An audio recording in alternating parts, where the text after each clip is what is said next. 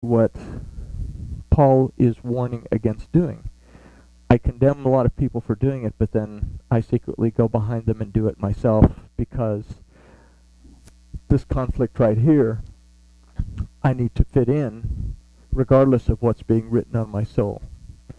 And again, remember, what we do in our lifetime is what we write onto our soul. What's written on our soul is what is reviewed by Elohim. And what's written on Elohim deals with what Paul talks about towards the top part of this. It says, let's see, where is it going? But Revelation, who shall render to each, okay. But according to your hardness and to your unrepentant heart, you are treasuring up for yourself wrath in the day of wrath, and the revelation of the righteous judgment of Elohim, who shall render to each according to his work. Everlasting life to those who by persistence in good work seek for esteem and respect and incorruptibility. But wrath and displeasure to those who are self-seeking and do not obey, again, the truth, but obey unrighteousness. Okay? So we have a choice. I can seek the righteousness of Elohim and seek to be able to shema and shamar what his word says. Or I can follow along in the unrighteousness. Either way, what it tells us here is that in that last day, in that day of judgment, that is what ultimately this part is going to be judged in.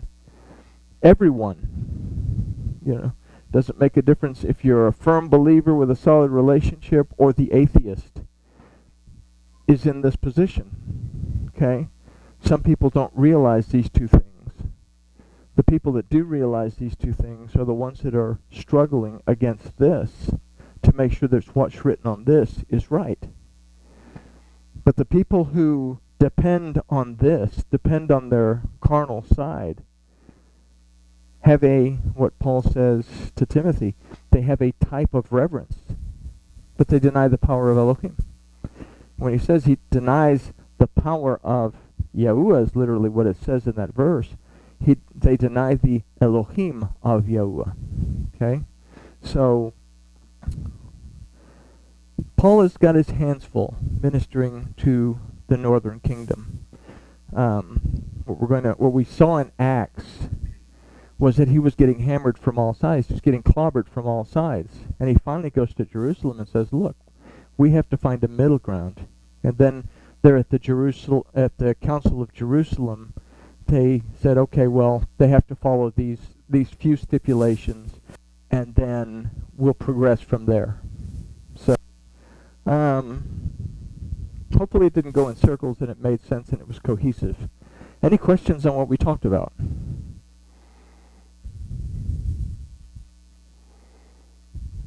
Really?